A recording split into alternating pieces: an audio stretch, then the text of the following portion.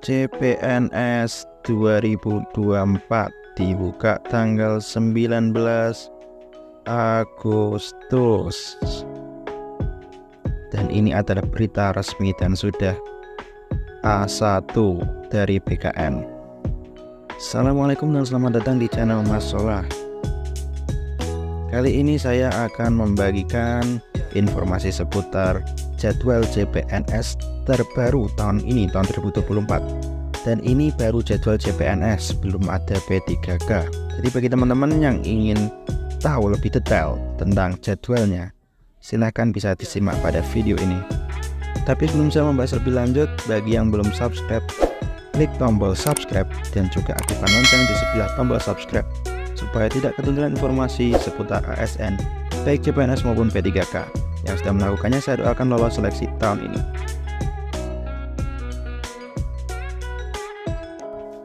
Baik, jadi pengumuman resminya adalah surat edaran dari BKN yang ditunjukkan kepada pejabat pembina kepegawaian di instansi pusat maupun daerah. Dan surat ini baru terbit tanggal 13 Agustus. Langsung saja kita ke inti dari jadwalnya. Jadi ini adalah jadwal seleksi untuk calon pegawai negeri sipil atau CPNS saja. Untuk P3K tidak bersamaan dengan CPNS. Dan update yang terbaru adalah seleksi CPNS tahun ini di kementerian maupun di daerah dilaksanakan secara bersamaan. Padahal rencana awalnya adalah kementerian dulu, baru maksudnya tingkat pusat dulu, baru di tingkat daerah. Namun ternyata sekarang dibarengkan.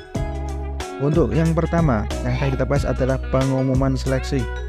Pengumuman seleksi dimulai tanggal 19 Agustus sampai 2 September. Pengumuman seleksi ini adalah pengumuman formasi-formasinya. Kemarin sempat beredar beberapa formasi, namun formasi yang kemarin itu sifatnya adalah dari BKN kepada instansi tingkat daerah. Kalau yang ini nanti tanggal ini adalah pengumuman dari instansi baik daerah maupun pusat kepada masyarakat atau calon pelamar CPNS.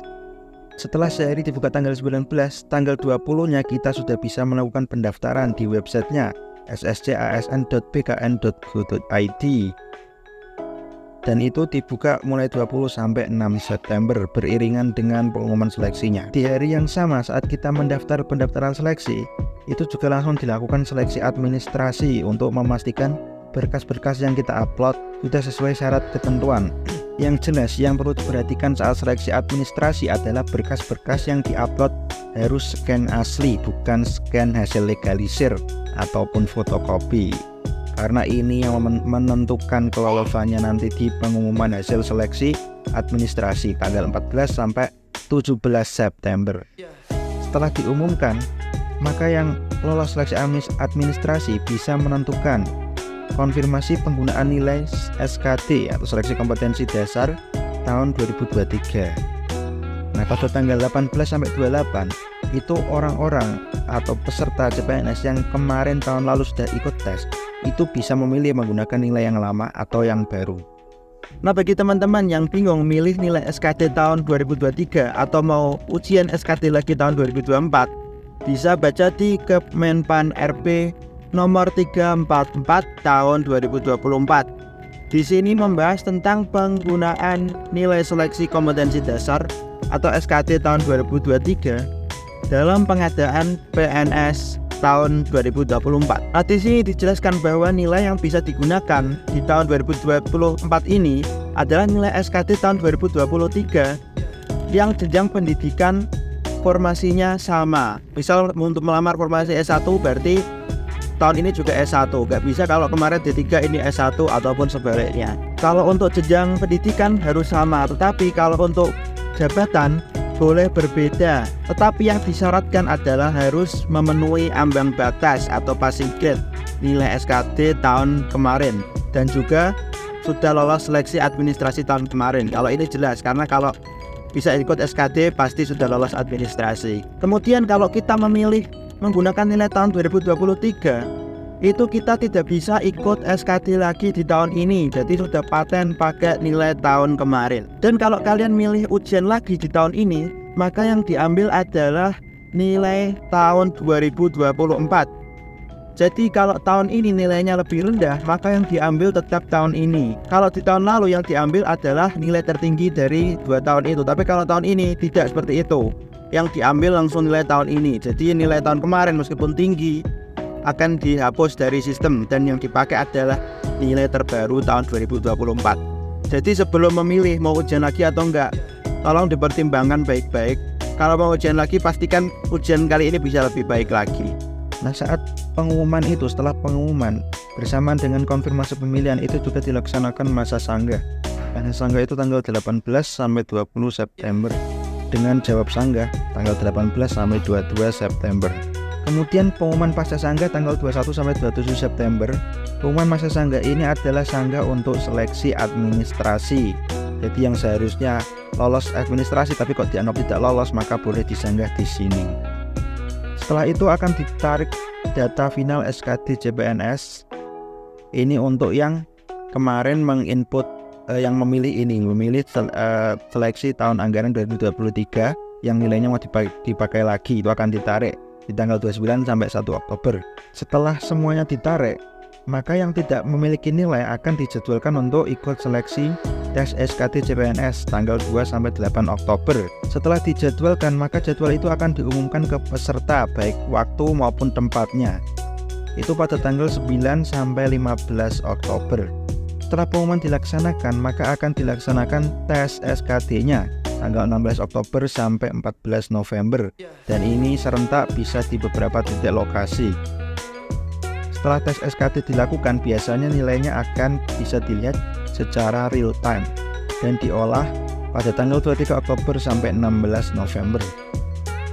Yang hasil akhirnya nanti diumumkan pada tanggal 17 sampai 19 November. Nah, kemudian tahap selanjutnya adalah SKB CPNS non-CAT. Ini adalah untuk tes SKB yang tidak menggunakan komputer, seperti tes fisik maupun tes wawancara. Itu tanggal 20 November sampai 17 Desember. Untuk aturan ini sudah pernah saya bahas di video sebelumnya. Jadi tidak semua ada SKB CPNS non-CAT, tidak semuanya ada ya. Nanti bisa klik di video, dapat diklik di tombol di sini, di atas ini. Setelah itu ada pemetaan titik lokasi untuk SKB CPNS dengan CAT. Pemetaannya dilakukan tanggal 20 sampai 22 November 2024. Setelah titik lokasi dipetakan, maka peserta diminta memilih titik lokasi SKB yang menggunakan CAT. Jadi kita bisa memilih sendiri lokasinya di mana, itu pada tanggal 23 sampai 25 November. Jadi jangan sampai kelewat di tanggal ini. Kalau lewat maka akan dianggap gugur. Kemudian penarikan data final SKB CPNS itu tanggal 26 sampai 28. Dan setelah ditarik, semua yang sudah menginput tadi akan dijadwalkan SKB CPNS pada tanggal 29 November sampai 3 Desember 2024. Dan untuk pengumuman tempat maupun waktunya akan dilaksanakan tanggal 4 sampai 8 Desember. Dan pelaksanaan SKB-nya tanggal 9 sampai 20 Desember. Setelah SKB selesai akan diintegrasikan antara SKD dan SKB. Seperti biasa, SKD 40% dan SKB 60%. Itu tanggal 17 Desember sampai 4 Januari 2025. Setelah diintegrasikan, maka hasil akhir akan diumumkan pada 5 sampai 12 Januari. Namun ini belum hasil yang benar-benar final karena masih bisa disanggah tanggal 13 sampai 15 Januari dan jawab sanggah tanggal 13 sampai 19 Januari. Kemudian pengolahan seleksi hasil sanggah adalah 15 sampai 20 Januari. Pengumuman pasca sanggah tanggal 16 sampai 22 Januari dan hasil finalnya maka akan diminta mengisi daftar riwayat hidup untuk pengusulan NIP bagi CPNS yang lolos untuk tanggal 23 Januari sampai 21 Februari. Dan akan diusulkan penetapan NIP-nya pada tanggal 22 Februari sampai 23 Maret. Dan kemungkinan pelantikannya kalau seperti biasanya itu di bulan April atau Mei. Mungkin sekilas ini saja yang bisa saya sampaikan. Kalau masih ada yang bingung bisa bertanya di kolom komentar. Dan yang pasti saya akan mendoakan teman-teman yang sudah subscribe channel ini semoga lolos di seleksi CPNS tahun ini. Terima kasih, saya Solah. Assalamualaikum warahmatullahi wabarakatuh.